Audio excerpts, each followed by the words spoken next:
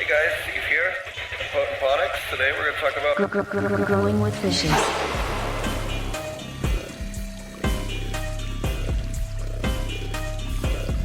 Growing with fishes.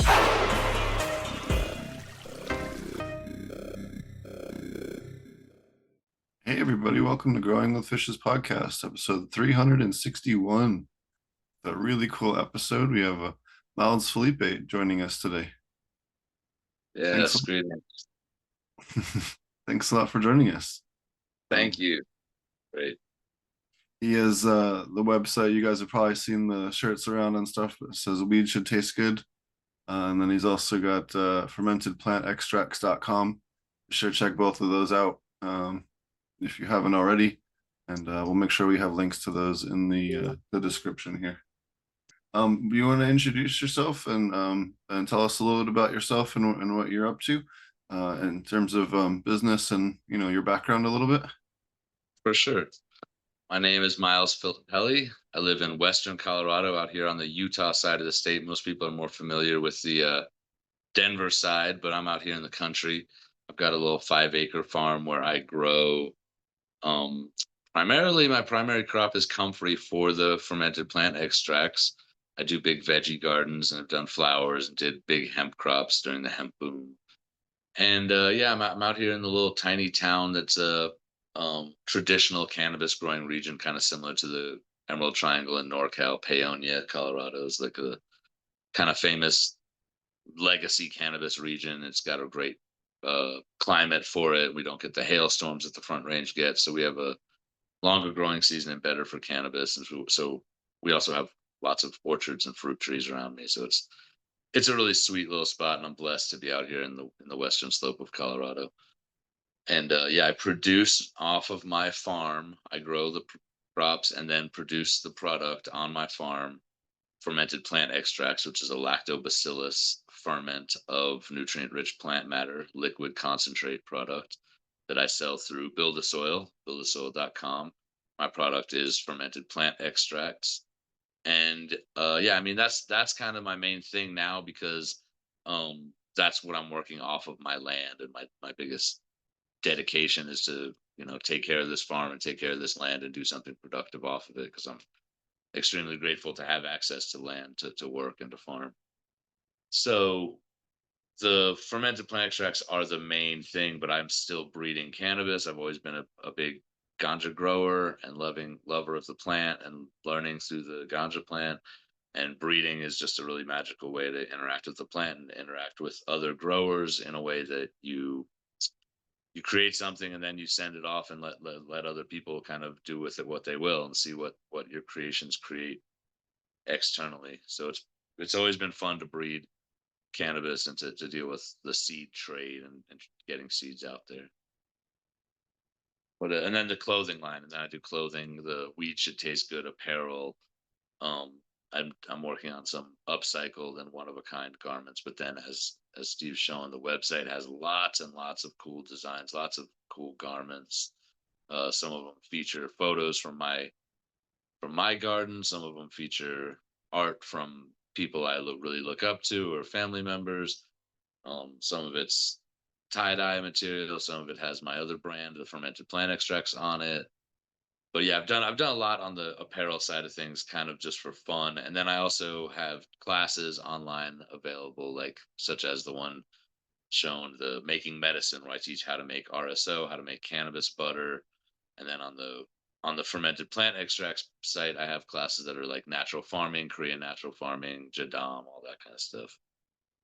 So yeah, this is yeah, and then I also and then I throw this event, the Build a Soil Days Living Soil Cup. And the end of the year, usually we did in October. Last year we did our first weekend of November, and this is a small gathering, about 300 people, and we talk about soil. We do back and forth chats about and panels, and we have a little cup, a little friendly competition of highlighting the highest performers and some of the people in our community doing really amazing work and coming forward to share what they do with all of us. And then as Steve is scrolling through just some of my past classes and past events that I've either spoken at or been support for people who do speak. Like Jeremy was at the soil symposium by Grassroots, and yeah, I love going out and meeting with people. I love doing like the face to face thing, especially after COVID. Has been really important for me, for us as a community, to get together and have interactions direct with each other, and that's been really powerful for me. I've been on the trade show circuit for the last couple years, and um that's been really rewarding. It's nice to connect with people directly, and it's always nice to connect with people virtually like this. So give thanks for this platform to do it, to reach more people. I appreciate you, Steve.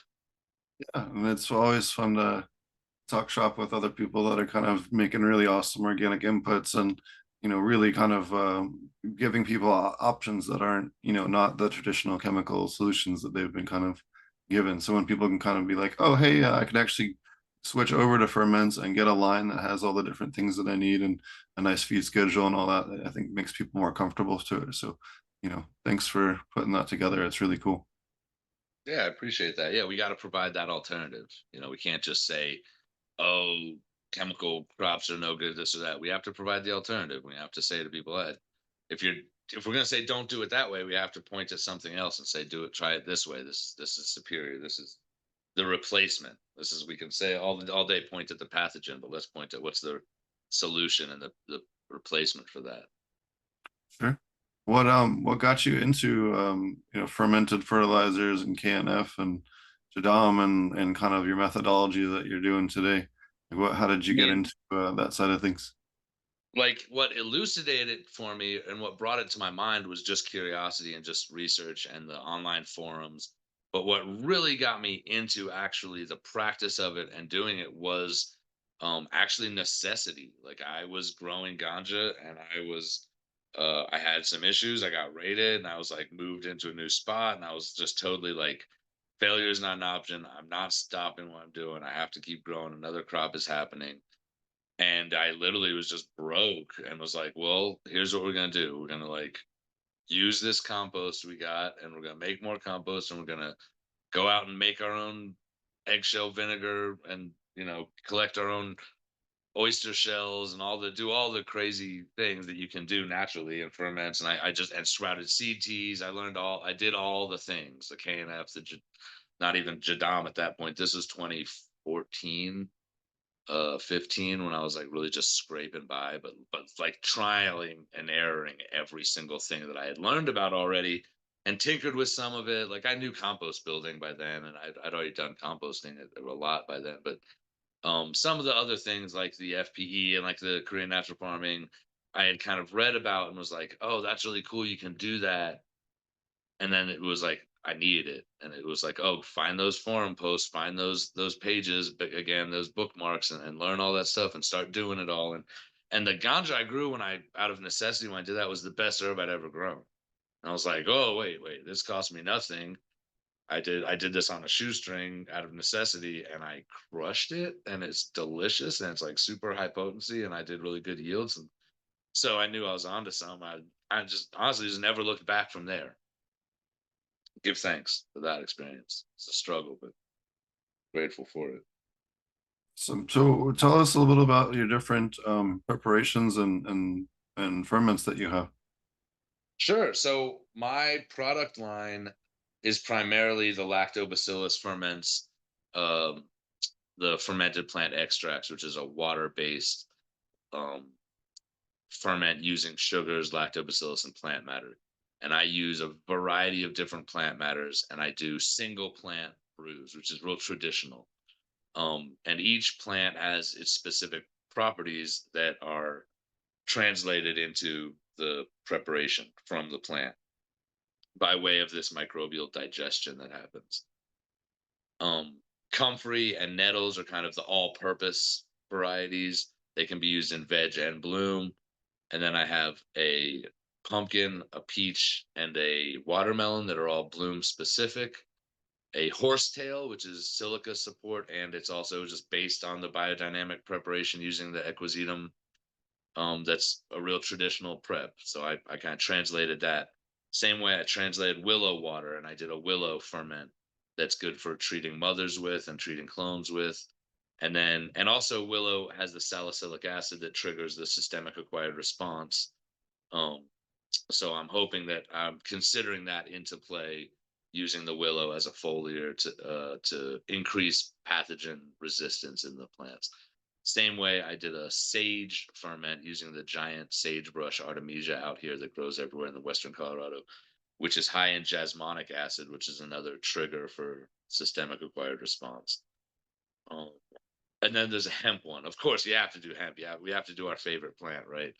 So I do a hemp ferment, which is kind of targeted for all stages of growth, specifically that transitional period that's really important in cannabis when we're flipping from veg to bloom in those first couple few weeks of bloom. So that's the main product line, and then I also have a Korean natural farming product line, which is kind of more specialty. They come in glass bottle, like dark glass bottles, and they're all very specifically made, very clean, and very to that high standard that KNF demands. And that's called the KNF Pro line, the Korean Natural Farming Pro line, and that's also sold through Build a Soil. That's kind of more like an example. I really prefer teaching people KNF and sending them out in the world to do it themselves. Um, but it was fun. It's been fun to make large batches of those preps and kind of see what the scaled up version of all that that whole genre, I don't know, that whole like framework to scale it up and to do it at the hundreds of gallons level has been a real eye opener, and it's helped us create some procedures for larger facilities and help expand KNF into bigger, larger scale cannabis growth specifically. That's really cool. Um, Yeah. is there any, do you do any IMO products at all or anything like that, or do you use IMO at all with your particular uh in gardens or preparations, or do you just mostly just do the lactobacillus more? No, I make tons of IMO. I make a couple few yard pile every year. Um, where I incorporate my old pile and a new IMO 2 to 3 pile. And I generally go to 4 just with using my native soil out here on the field. And then I use that IMO. Generally, I'll go with the 3. I use the 3 in the fish as it's prescribed, and I use the heck out of it on my farm. And again, I generally I haven't sold IMO because it's like it's the indigenous microorganisms of Western Colorado, and you know I've had different people that have different results about relocating IMO, Yeah. like taking IMO from Oklahoma and bringing it to Colorado. They're like, that's not really the move or whatever. And I'm like, yeah, I don't. I'd rather people make their own IMO with their microbes than me try to provide it for people. And it's such a specialty niche product, such a labor intensive thing that I don't know what I'd be charging for it or how I would charge for it. It's just it seems like I would have to charge a lot for it and be a very especially niche product. And I'd rather equip people with that knowledge to do it themselves than necessarily be selling a extremely high end niche product, which I already kind of do. Um, Have you played with IPMO at all with the insect fest or anything like I that? I did do a little tiny experiment. I don't think it was really a proper IPMO, but it was like I did do something where I tried to incorporate a bunch of roly polies because that's one of the things, the isopods. That's one of the things I deal with out here that most people don't consider to be a real pest. But man, when you don't have the right green to brown ratio in your mulch layer, and those guys start eating your stems and crawling up into your canopy, it's a nightmare. So I had a lot of them. At certain points I have a lot of them. They're little dead asses, and I can try composting them and training the fungi and training the microbes to attack the dead bodies and even the living bodies of those little mini crustaceans in the soil. Yeah, they're definitely one of the bigger challenges. I've had some friends have luck with like bait traps and stuff like that, but They're like a sleeper pest. You don't think they're a pest. You think they're just a healthy little decomposer down there, binding up heavy metals and stuff. But yeah, like traps, and you know what really works is and I don't love it, but it's Sluggo Plus. It's like a spinosad inoculated sawdust pellet thing, and you just like sprinkle it in your soil, and it's got a little bit of extra iron in it. I think it's like if you really went heavy on it, you might spike the iron in your soil, but yeah, it's just one of those like mainstream ag products that it just fucking works. You put it down, sprinkle it around, and those little fuckers disappear. Thank goodness. Nice. I've But had yeah, I that. love the GMO. I love that method, that concept of training the fungi and the bacteria and everything in the compost to attack things or to feed on things that we consider a pain in the ass or a pest or pathogen. That's such a cool I was just talking about that with mushroom cultivation, where you take your final fruiting substrate, and you soak it in water, and then you use that water in your agar or your liquid culture, where you're like training the fungi to eat the same thing that it's going to be eating when it's fruiting when the fungi is a baby. So you're kind of like, I think the IPMO is kind of a similar concept. Nice. Yeah, I also am a big fan of taking like if I'm doing, psilocybin or some other strain, like that, I'll take some oysters, mushroom mycelium, and after the second flush, when normally it kind of like slows down on production, I'll take just like a tiny little bit, like enough to do like, a quarter, half gram worth of like in your hand, and just sprinkle it across the top of the bed to give it like a clean contamination. And because it detects that other mycelium, it'll fruit real heavy trying to outcompete it. So you can kind of like increase your third and fourth yields that way on your Yep. flushes. Yep. And I do, that's very cool you mentioned that, because I do a very similar thing with the ferments, where I spray the lactobacillus ferments on mushroom blocks, and I soak my fruiting blocks in between flushes in a lactobacillus solution. And that was something I got from Tierra Higa, old EM1 material, and a Paul Stamets appendix like reference, where he talks about applying bacilluses to fruiting blocks to increase the vigor of the fruiting. And it's about what you're talking about. It's about like a subtle form of perceived competition for the food supply that causes the dominant culture to kind of just like extra beef up. And also the advantage specifically to lactobacillus is that lactobacillus is anti-pathogenic in general, so it's gonna outcompete any potential contaminants in there as well. Oh, um that's really smart. Yeah, especially I if you're think dealing with trichoderma or some other issue like that, the labs is gonna really help keep it in check. Yeah, and I think it also has something to do with like the evaporation of water, like because like fruiting of mushrooms has to do with about like your water level kind of fluctuating. And I find that water that's like the ferment water evaporates differently than regular water.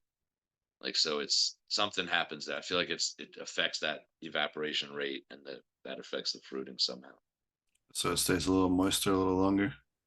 Or something. I don't know. Yeah, something along those lines, or it stays more. Maybe it dries up quicker, and that like encourages the fruit to go harder quicker. I'm not sure. Like, Sure. but I definitely apply that. I spray it on the blocks. I soak the blocks. I love it. But I love I've heard the same thing. Like other people have told me, like, or I've had people come at me a little bit confrontational, where they're like, "Oh, lactobacillus isn't doing that. Any other microbe will do that. Like you saying, oysters will do that. You can just introduce oyster spawn to it, and they'll do that."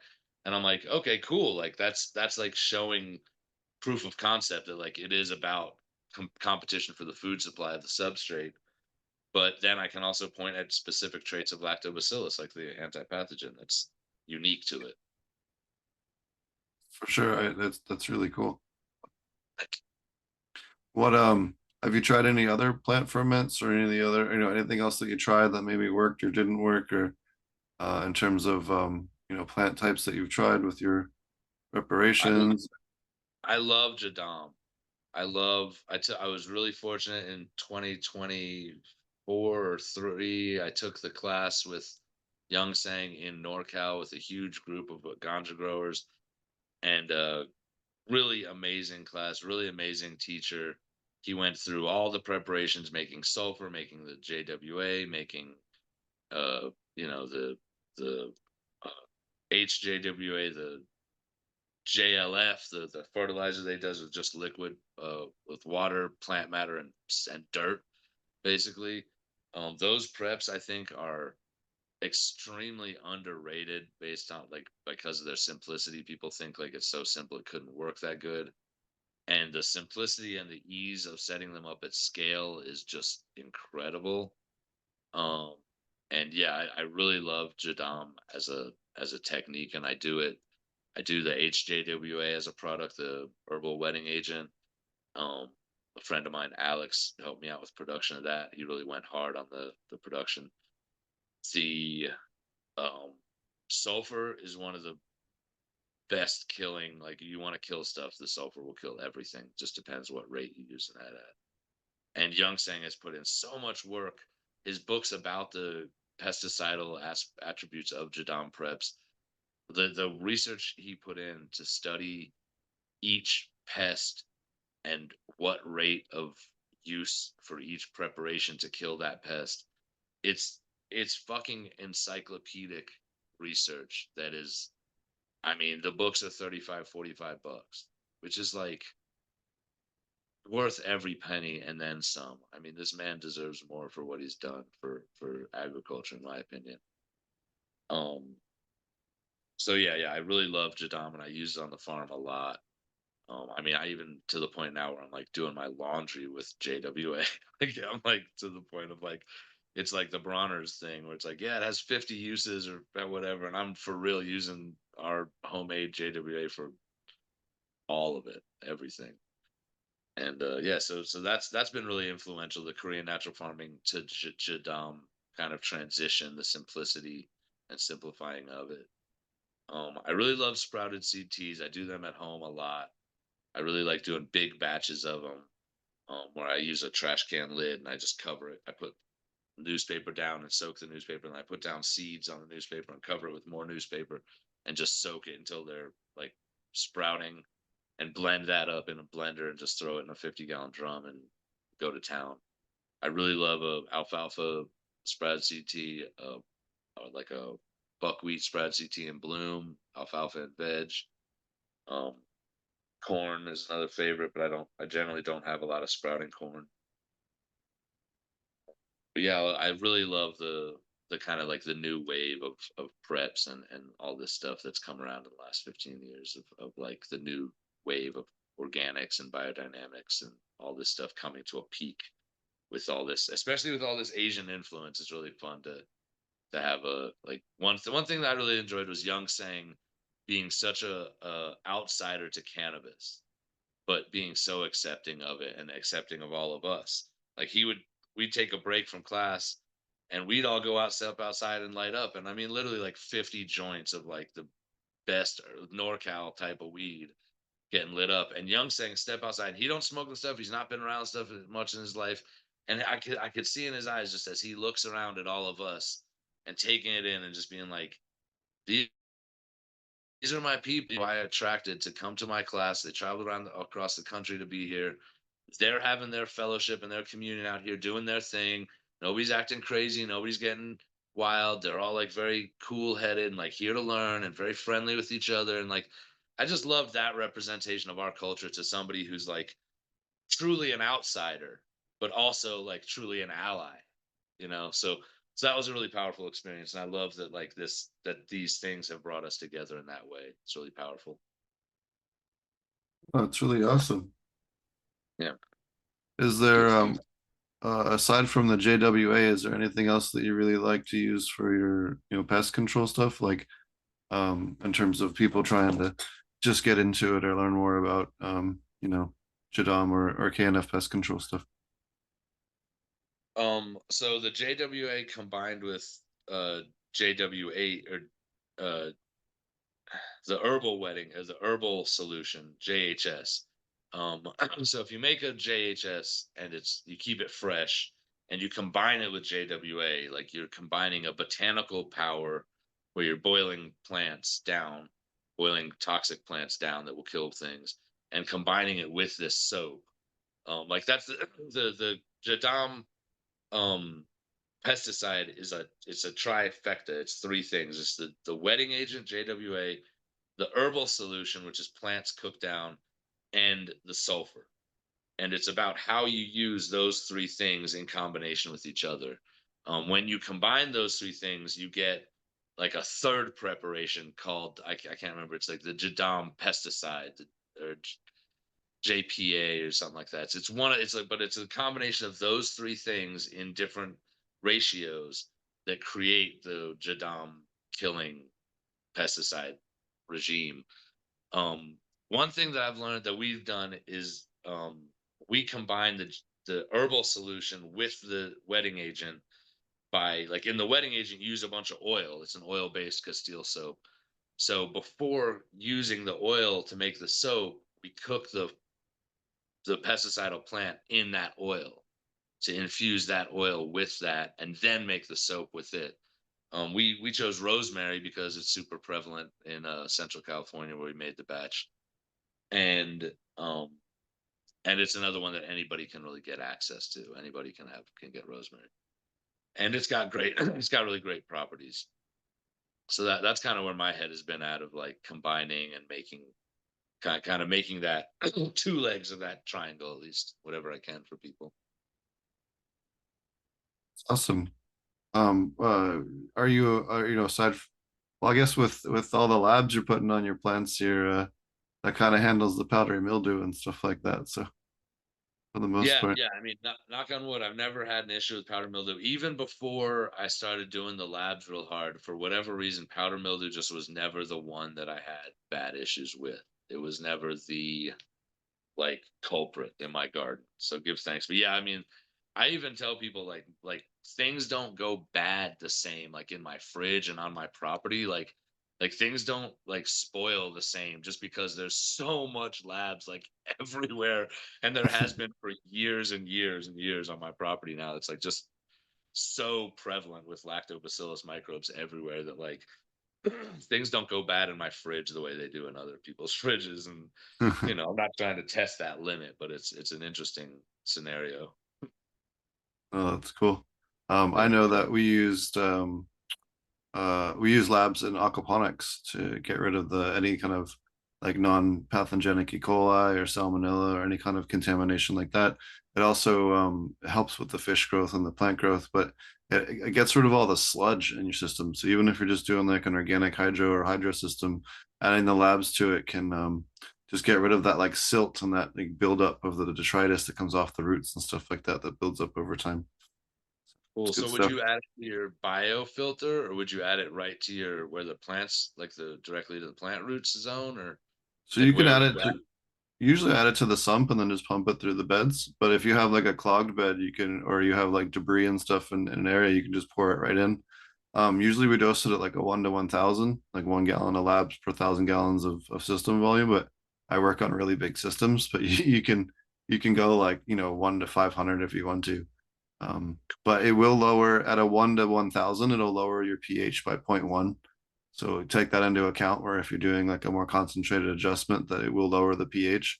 And if you have a really dirty system, like it's aquatic, aquaponic or hydro, it will raise the nitrogen because that labs is going to like break down that debris that's in there. So it'll spike the nitrogen temporarily. So like account for that in whatever way you need to. If you're doing really cool. aquaponics, yeah, That's just really cool. I never thought of that, but it totally makes sense. yeah, but it's a great way to like keep your system clean. I've had 3 customers call me that had non-human pathogenic E. coli in the system, but it was like a false positive when they got their water tests and stuff like that. So I had to go out and treat it. And these people don't want to sterilize a whole commercial system that's like 60 or 100,000 gallons. It's like not feasible. So we would just do handle it with the lactobacillus and it eliminates all of that. And and after about 10, 14 days, it's undetectable and it works really well. Very cool. Yo, what about like pre-fermenting some of the food supply for fish before? Have you ever done that? Like if you're feeding them some kind of grain or something, like inoculating the grain with lactobacillus and kind of letting it ferment a little bit before feeding it to the fish. I think that like can spike the protein in your feeds and stuff like that. And it can unlock it. And I know they do that with other livestock, other animals. They use lactobacillus to like kind of create the silage to feed them, and it creates an increased nutrition. So Oh yeah, you can just feed them the curds. We usually just take some of the curds off and toss it right in the tank, and they love it. The other cool thing we noticed is so like when you have more aggressive fish like bluegill or yellow perch or some other sunfish or whatever that's kind of more aggressive that nips at each other, they don't get the secondary fungal infections. So you don't get like one or two random fish deaths per week like like a lot of other people deal with the sunfish. So it's a great way to kind of just reduce mortality overall in the system as well. And it works really good even for shrimp. It really, really helps with shrimp mortality. I have friends of mine that use it in Thailand when they do large scale ponds where they raise like different edible shrimps and they add lots of lactobacillus to the system, and it really helps reduce the fungi on the eggs and any kind of secondary fungal infections in the shrimp production. very cool. That is something I had not thought of, and but I guess that's again the anti-pathogen properties of it, just like cutting down on those infections that the fish and shrimp are getting just from like bumping into each other or nicking each other or biting each other or being aggressive with each other over the food. That's so cool. I'd never thought of that, of being like just general health and mortality rate, keeping things alive from fighting back the pathogens. That's so cool. And it's great too, like if you're making, a stinkier ferment or manure pile or something, you spray it on there, it gets rid of the smell right away. Like we had a pig farm that was on the same property as one of the grows in Oklahoma, and they converted some of the pig houses, but we just sprayed the whole place down with lactobacillus and then dumped a bunch in their waste pond, and you could be 10 feet from the fucking pond full of pig shit and you couldn't even smell it. It was awesome. Yeah, that's another one. Like, because my products are a little bit stinkier than labs because they're already like I'm digesting some nitrogen and materials and some other stuff in there that makes it stinky. And whenever I get like ferment on me and I want to wash it off, I just use labs. It's one of the best things. Like you can scrub it with soap all day and still have a little whiff of it on you. But if you rinse your hands or whatever with lactobacillus plain, sometimes I just use the whey because that's one of my sources of labs. It takes it right off. I love that. I love that attribute of it to keep the compost smell down, to keep the manure pile smells down, just to turn an anaerobic stink around a little bit. Yeah, but for your chicken coops too, starts getting that phosphorus to break down without heating up. Yes, big one. Yeah, all that stink, ammonia stink. So do you have any kind of you talked a little bit about FFA or FAA earlier. Do you have any kind of different method that you do for that, or do you use a traditional method for that? I'm a big fan of trying to add some snails or crab, lobster shells or crab shells or oyster shells or something to kind of get some calcium into it. But I was kind of curious if you had any kind of tips or tricks for people. It seems to be popular lately. I get a lot of hits on that video I put out on that, and I was kind of curious to see what your thoughts were on if there's any kind of additional info you have for people on FAA. Sure, I'm pretty traditional when it comes to FAA personally, like especially with the batches I sell. Um, I am working on something this year. Yeah, here in Colorado, we have an invasive crawfish, and it's like, I mean, when you can get them, you can just get them, and there's no limit to how many you can get. Um, I mean, you can just like you could fill like a 5 gallon bucket in a few minutes when they're like when they're going, it's absurd. It's very obvious that they're invasive. Um, So, and I really like to I've been scheming on like, I've been talking to a buddy about like how to create a scaled up, not huge, but just, if I'm not going to do it, if I'm only going to do a couple few 5 gallon buckets, I wanted to go big. But yes, I'm exactly in that place. And like I said, when I first got into this, I was really, really DIY and really necessity. And we have these irrigation canals out here. And in some of the irrigation canals, particularly up in the Grand Valley, we have these freshwater uh like mollusk, like a freshwater clam type of thing. And I literally like just hiked through these ditches, these irrigation canals, and collected freshwater clam shells, crushed them up and used them for my WCA in replacement of eggshells. And I crushed them up and put them in my soil, and composted with them and all kinds of good stuff. But yeah, I think looking into invasive species in your region, is like a really great way and even like interfacing with parks and wildlife in some ways. Like I know in some cases there's times where they close up rivers at the end of spawning or at the end of the season, and they're draining a pond or something, and there's just a bunch of fish that they end up giving away on a certain day, because like that's when the water is going to dry up and the fish are just going to be sitting there, and they'll give you away. So keep it on tack of on top of different things that are unique to your region and your locality is going to be a big deal for FAA, I think, because other than making a relationship with like a sushi restaurant, or like taking advantage of commercial byproduct and waste, like obtaining the fish is kind of the hard part. The rest of it is pretty much waiting. The only other difficult aspect of FAA is, acquiring the IMO to activate that breakdown. I'm not crazy about doing the pineapple FAA, because we're depending more on the bromelain enzymatic breakdown, whereas like kind of to me the magic of FAA is that we're using the microbes to power the decomposition and the fermentation and the change of that fish. And to me, like a enzymatic breakdown isn't as powerful as a microbial in these natural systems that we're producing. Not to say it won't work and produce a really nice fish product. It's just not the same microbially rich. Hey, sorry about that. It's okay. Hippie I dogs, got two man. dogs Hippies too. dogs. Sit down. Yeah, I had so the trick that I found for crayfish, especially because we used to get the mud bugs in Oklahoma, get your nice little black light flashlight like you use for scouting for PM or caterpillars and stuff at night. And the little mud bugs are just and crawfish will just light up real bright, like almost like a scorpion. Okay, cool. I dig it. Yeah, so you can go out there at night, and when they come out of the holes, and they're much easier to find. I'm telling you, when we got them, it's like it's literally like you could go out with a colander and just like scoop a colander and be like full, like, and strain the water out. Just like it's these little ponds I've seen them in, like, and they take over. It's ridiculous. Definitely I've sounds never like a, seen anything like it. that's crazy. Definitely sounds like a good input for sure. Yeah, it's kind of made for it. It's kind of perfect in that scenario for what we're doing. Is there any other invasives that you recommend to people? I know kudzu is a really good one for fermented um yeah, fertilizers in the south. Is there any other plants that you think that you can think of as far as invasives that I mean, I don't think it's bad to do the out here we got bindweed. It's like a little morning glory type of thing. And I think that's a great one. I think it's plentiful, it's fast growing, it's everywhere.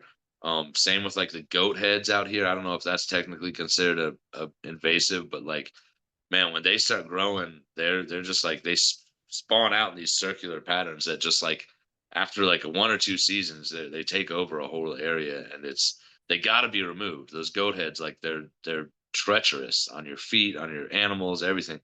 So I think those are great ones. And again, this is just kind of like I'm from the South, so when you say kudzu, it really speaks to me.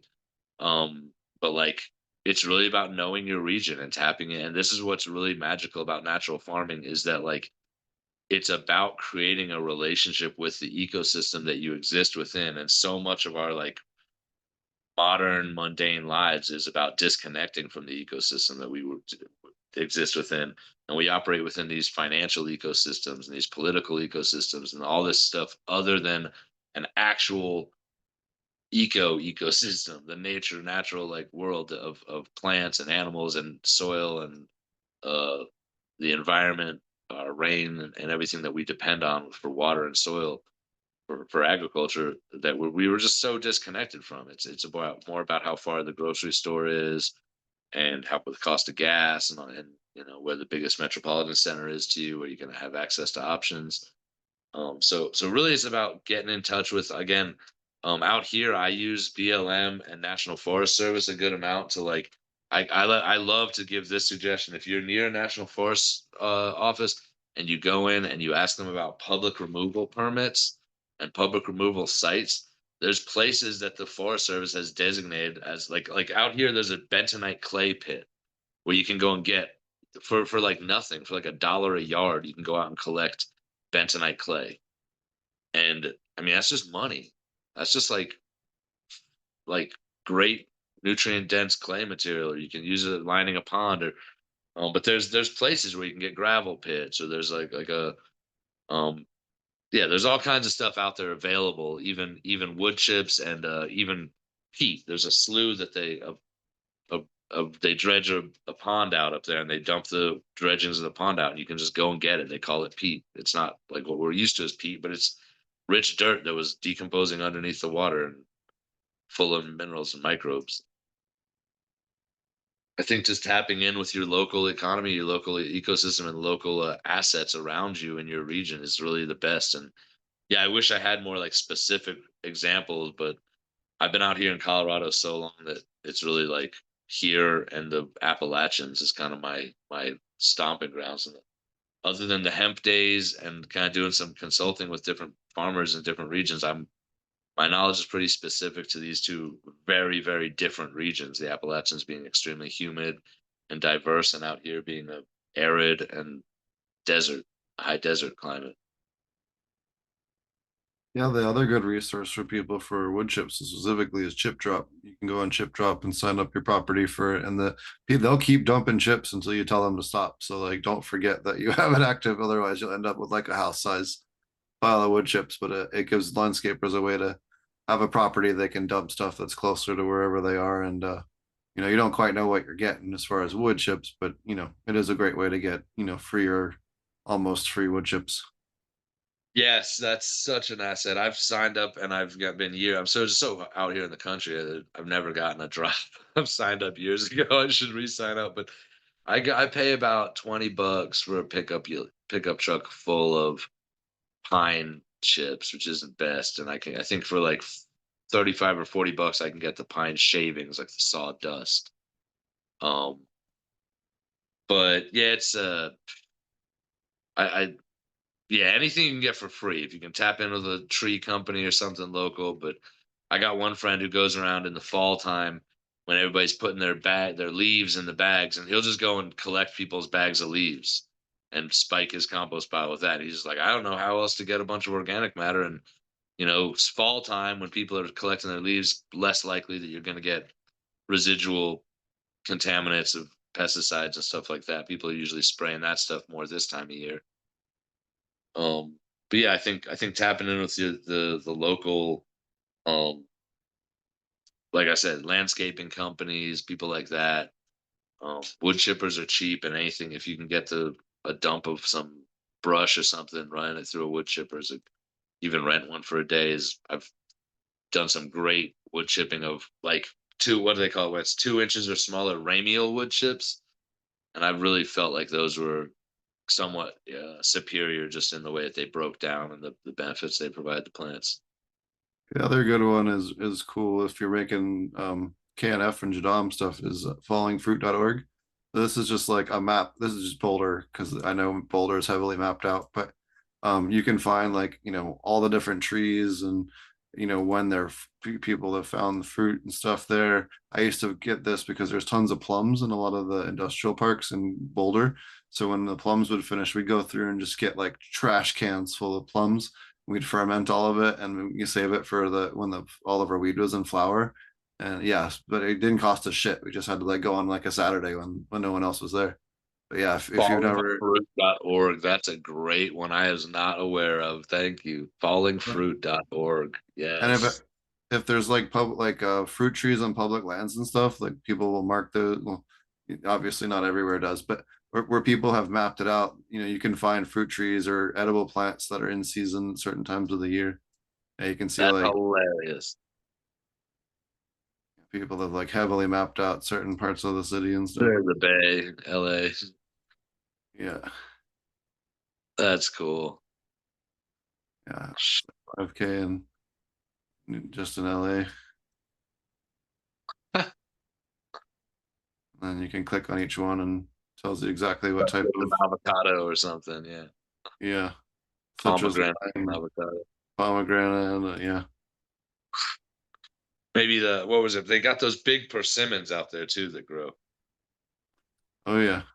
But anyways, if it's like another cool resource, if you're, and again, it's like it's only stuff on there that people have reported, but if you map out your area with iNaturalist, and then you can contribute.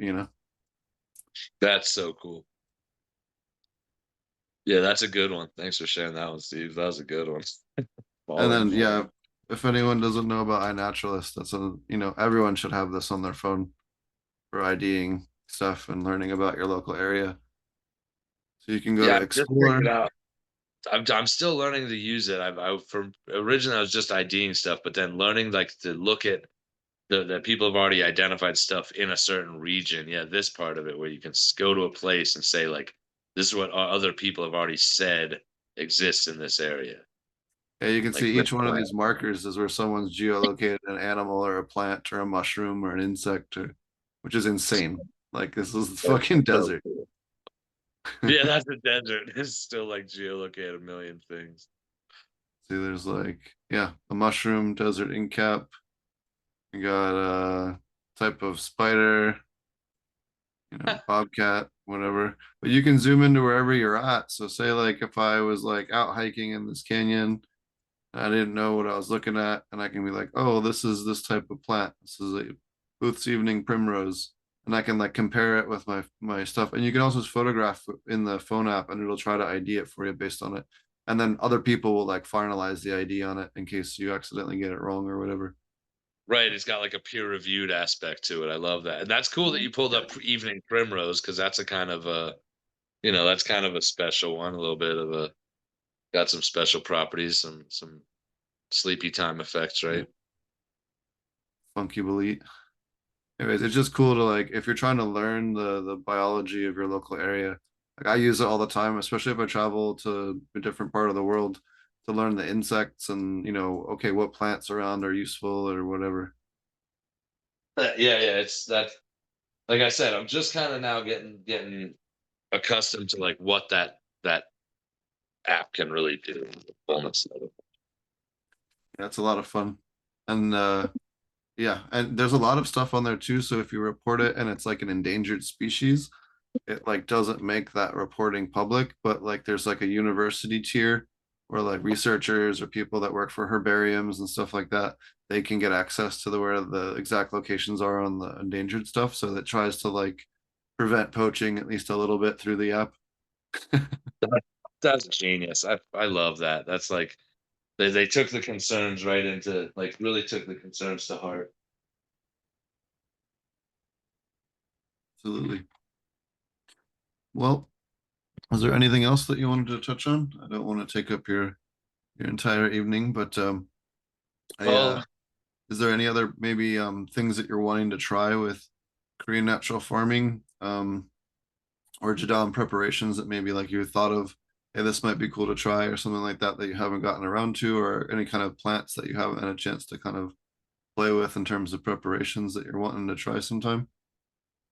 well, one thing I want to point out is that like kind of like something I've noticed among people who are operating at like the upper tiers and the like the winning cups and the doing like just the known for high quality, these kind of people, is that something that we're all doing. I'll graciously include myself in that category, but something that these people are all doing is creating inputs or using inputs that are kind of somewhat tailored for different stages of growth.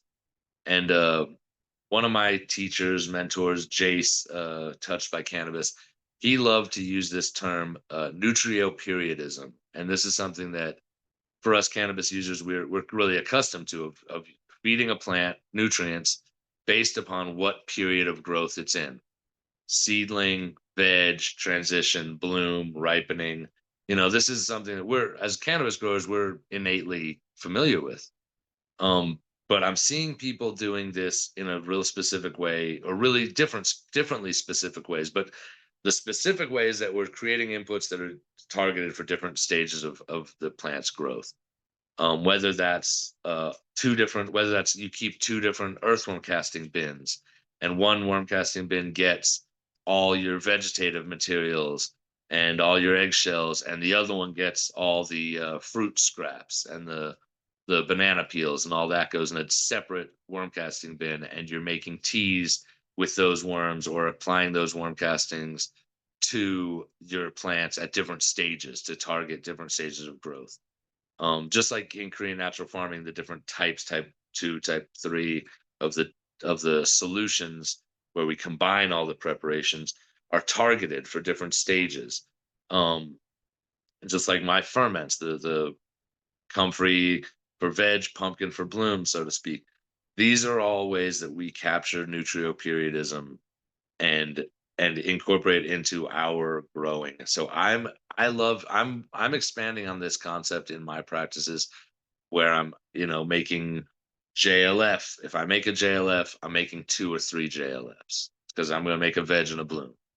If I'm making an inoculated biochar, I'm going to be making 2 or 3 different inoculated biochars. One that's targeted for veg, one that's transitional, and one that's bloom. So this is something that really, to me, is it's special and it's unique to us as cannabis growers. Not that we're the only ones that do it, just that the way we were trained with the feeding schedules and with the just the way that this plant is and our knowledge of it, and flipping from 12 to flowering and the seasonal aspect of when flowering begins based on the daylight hours.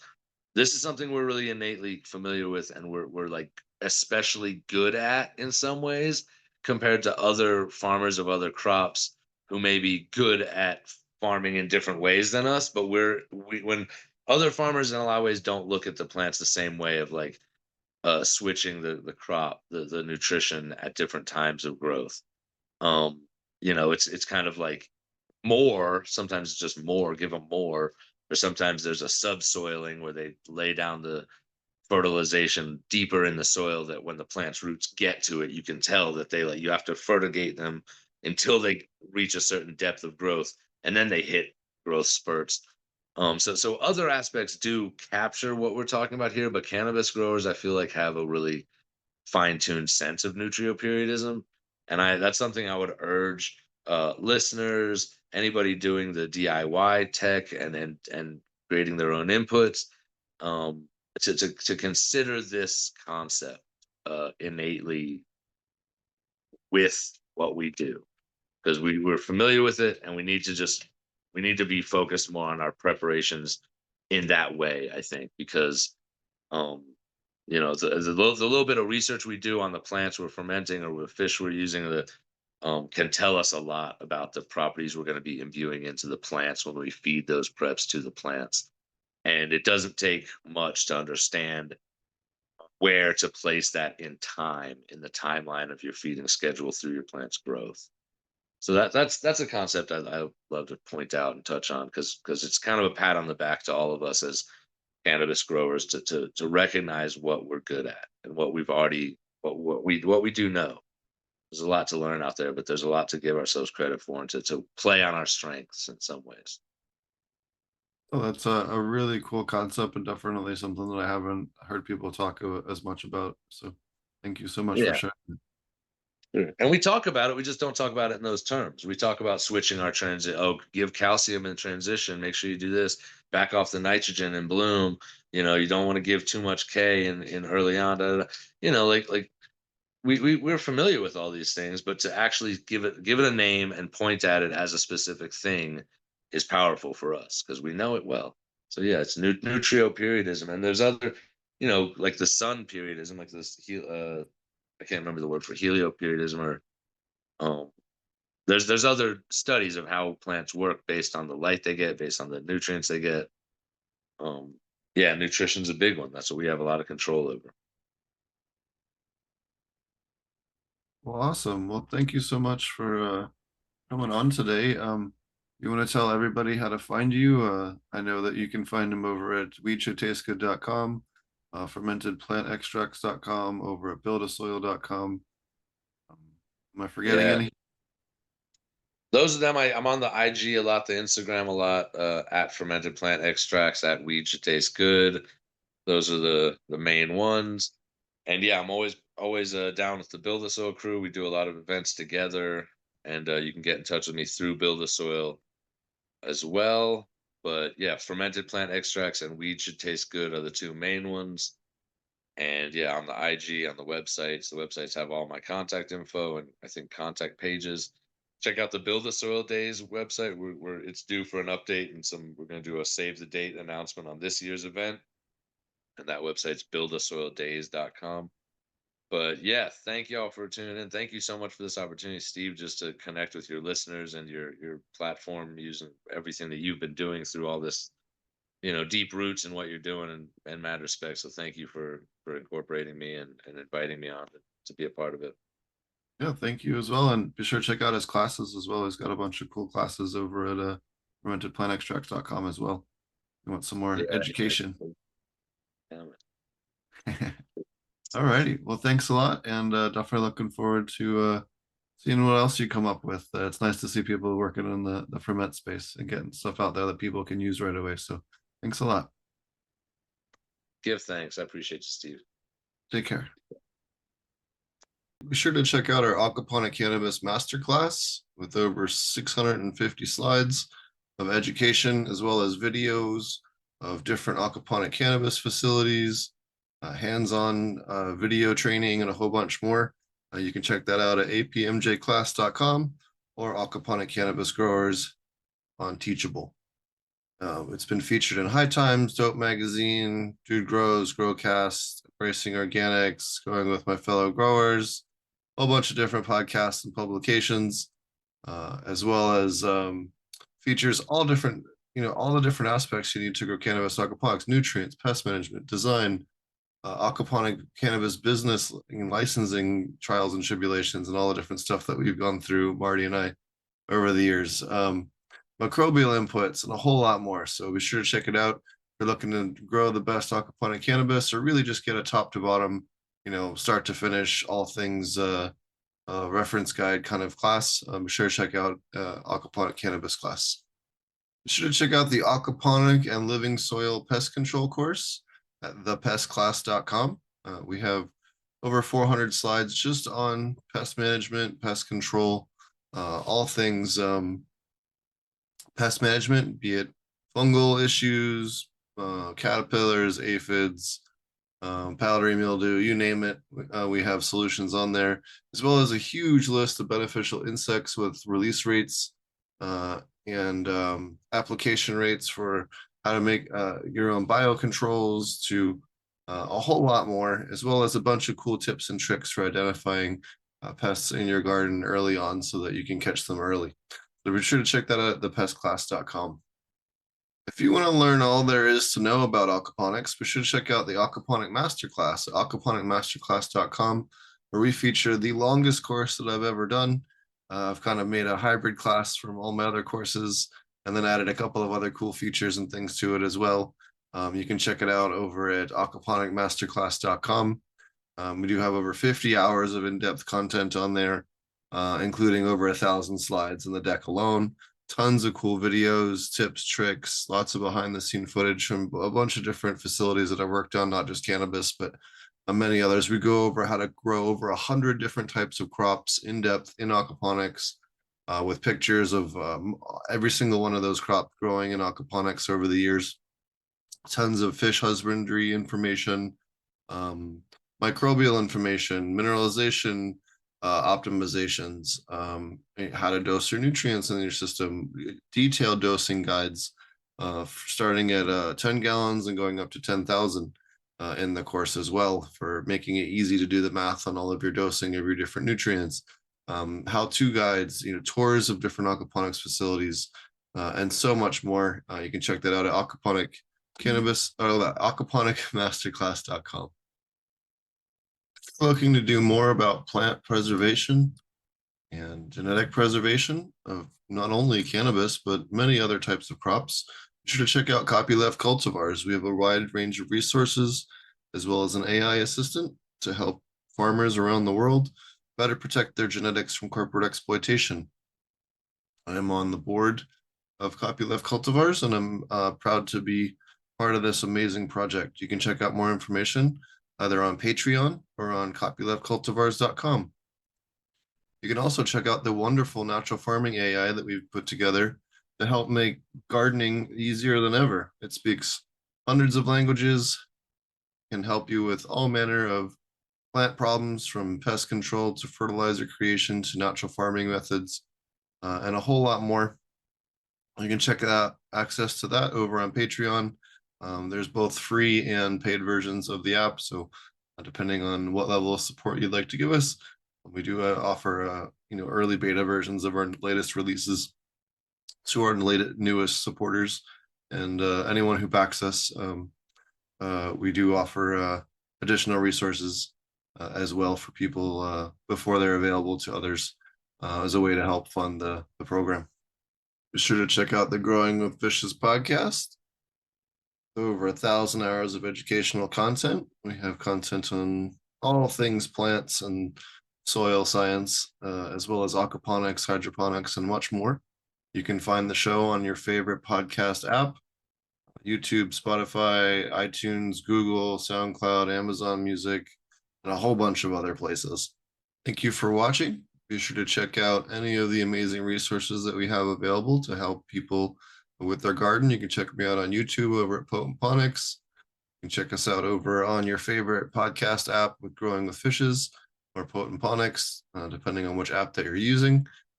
Most of them are registered for both, but sometimes the indexing works a little screwy on others. You can email me at potentponics@gmail.com.